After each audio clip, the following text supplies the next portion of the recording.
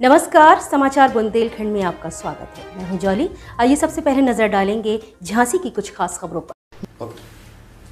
जानकारी में आया है कि झांसी में हमारे विरुद्ध झांसी की श्रीमती सुदेश बेरी के द्वारा कुछ आरोप लगा करके हमारी शिकायत की गई है।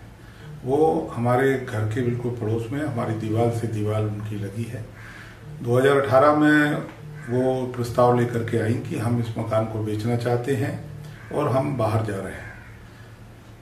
हमने बात की, तय करने के बाद 19 जनवरी 2019 में हमने उसका एग्रीमेंट करवाया और एग्रीमेंट करवाने में उनको जो पैसा तय हुआ उपलब्ध करा दिया, उनके खाते में उपलब्ध करा दिया। इसके पश्चात उसमें 2 वर्ष का टाइम दिया गया था रजिस्ट्री के लिए, और जब समय आया हमने उनसे कहा और उन्होंने भी जाकर के हमारी रजिस्ट्री भी कर दी और जो शेष अमाउंट था हमने उनके खाते में उपलब्ध करा दिया।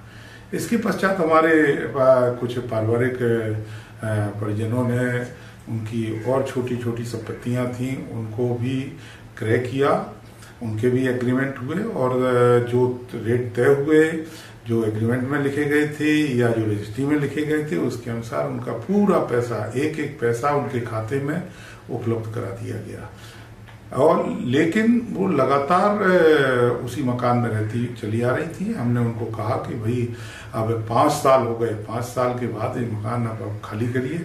और इसी बात को लेकर के कुछ हमारे राजनीतिक मित्र उनके पीछे लग गए और उन्होंने इस शिकायत को कर दिया और खाली करने की तो बात दूसरी, शिकायत कर दी कि किसी की हमको जबरदस्ती रजिस्ट्री कराई गई थी।